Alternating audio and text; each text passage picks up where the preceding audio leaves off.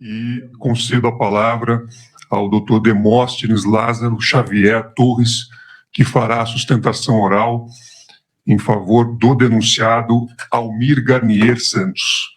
Dr. Demóstenes tem 15 minutos para fazer a sua sustentação oral.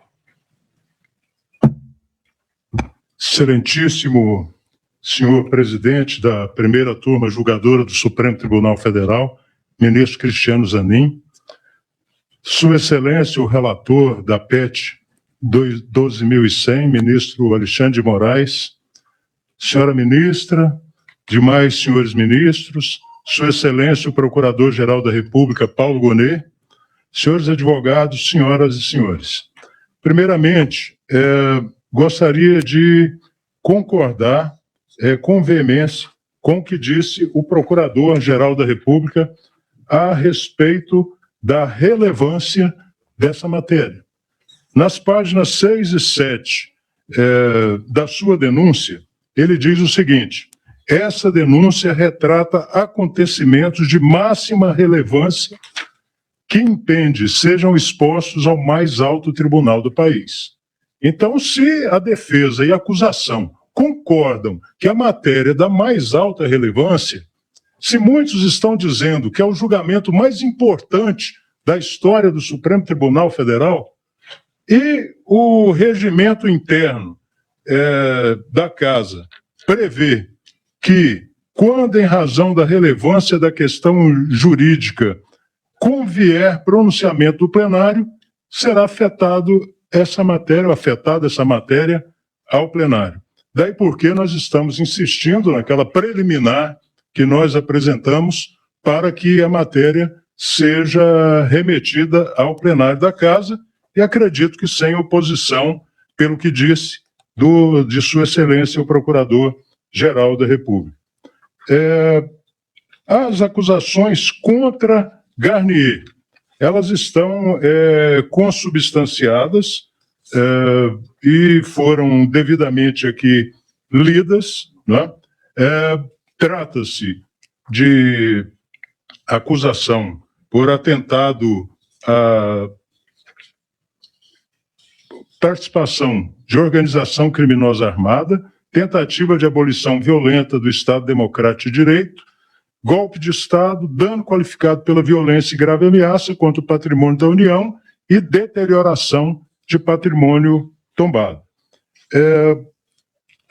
Vamos juntar as três primeiras acusações de Sua Excelência o Procurador-Geral da República: organização criminosa armada, tentativa violenta de abolição do Estado Democrático de Direito e golpe de Estado.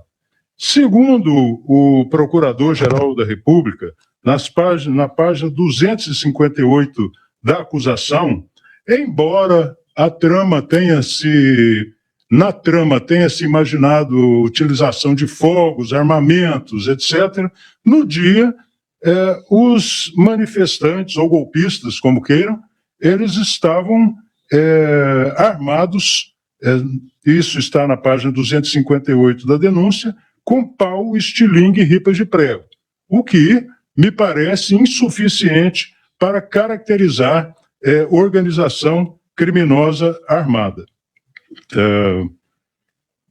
A organização, segundo Sua Excelência, o Procurador-Geral de Justiça, ela foi constituída no dia 29 de setembro de 2021, quando o então presidente Jair Bolsonaro teria feito uma live de dentro do Palácio do Planalto, dando curso prático ao plano de insurreição. Então, segundo Sua Excelência, teria começado ali. E isso durou até o dia 8 de janeiro de 2023, que é a data da manifestação popular ou da insurreição. Agora, vejam, senhores, então, essa organização começou no dia 27 de julho de 2021. 29 de julho de 2021. E o almirante Almir Garnier só foi inserido nessa organização no dia 11 de novembro de 2022, 1 ano e 4 meses depois, quando ele assinou segundo a Procuradoria-Geral de Justiça, por ordem de Jair Bolsonaro, uma nota oficial a favor da liberdade de expressão, em conjunto com o comandante do Exército da Aeronáutica, publicada na página oficial da Força Aérea Brasileira. Eu pergunto, se os três assinaram, por que só o almirante Garnier aderiu ao plano golpista? E os outros dois? Por que os outros dois que participaram, assinaram, discutiram a nota, eles não foram inseridos na denúncia? Freire Gomes diz o porquê. Porque não foi feita a nota, Freire Gomes é arrolado como testemunha de acusação. Foi publicada não a mando de Jair Bolsonaro, porque tinha um propósito pacificador. E vamos lembrar o seguinte, Sua Excelência o Procurador-Geral da República fala da reunião de 5 de julho de 2022 e dedica a ela 18 páginas. Para ele é um momento crucial dessa organização criminosa. Por quê? Falou-se em uso de força. Foram palavras que ele disse aqui mesmo. No entanto, nesse dia, estavam presentes nessa reunião e, lamentavelmente, não foram listadas na denúncia Freire Gomes e Batista Júnior. E estava ausente Almir Garnier. E lá foi quando teria o ex-presidente Jair Bolsonaro dado aquele ultimato. Quem tem alguma coisa aqui para falar, fale agora ou cale-se para sempre. E os dois, Freire Gomes e Batista Júnior, permaneceram em silêncio. E a Procuradoria-Geral da República não considerou que esse silêncio fosse um apoio manifesto ao golpe de Estado. No dia 7 de dezembro, é a segunda acusação, o segundo momento contra Almir Garnier. Diz Sua Excelência o Procurador-Geral da República que foi apresentada, Bolsonaro apresentou aos comandantes, aos três, a minuta de golpe e tenta convencê-los a fornecer apoio necessário à ruptura institucional.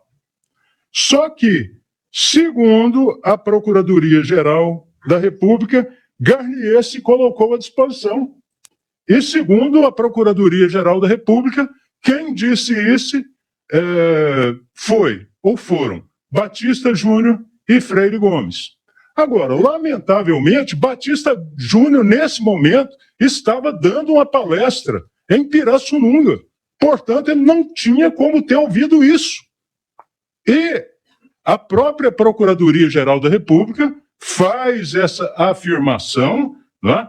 E depois, lá na frente, diz que ele estava em Pirassununga. Então, não era de desconhecimento. Portanto, Batista Júnior não falou isso. E segundo, Freire Gomes também não disse isso. Está aí no depoimento prestado da Polícia Federal. Ele apenas afirma que o documento apresentado estava em estudo e, quando concluído, seria reportado aos comandantes. Daí aparece o terceiro momento em que o almirante Garnier teria participado decisivamente dessa organização criminosa. No dia 14 de dezembro, o ministro da Defesa reúne os três comandantes. E Garnier, segundo palavras da Procuradoria-Geral da República, anuiu ao golpe. Mas anuiu como? Ficou calado. Mas naquele dia fatídico, lá, os 5 de julho, os dois outros comandantes não ficaram calados quando teriam ouvido do presidente Bolsonaro para que eles se manifestassem, quem tivesse algo contra, inclusive o uso da força. Então, por que houve a presunção de inocência para os dois no dia 5 de julho, e aqui há uma presunção de condenação em relação ao almirante Garnier, porque ele ficou calado. E mais, ele teria entrado na organização criminosa, segundo o Procurador-Geral da República, para influenciar os demais. E como é que alguém entra em algo para influenciar os demais e permanece calado? Qual o método que ele teria utilizado para convencer os demais? Telepatia? Porque ele ficou calado. E ele ficar em silêncio pressupõe que ele é culpado? Tem vários momentos no direito e que isso não é admitido. A verdade, senhores, também houve mensagem entre terceiros. Braga Neto manda elogiar Garnier e atacar Batista Júnior. Tem mensagem. Sérgio Cavalieri e Mauro Cid dizem que Garnier tinha tanques para agir. Riva, que não foi identificado pela Polícia Federal, diz que Bolsonaro deveria ter iniciado o golpe só com a Marinha. Qual a verdade, senhores?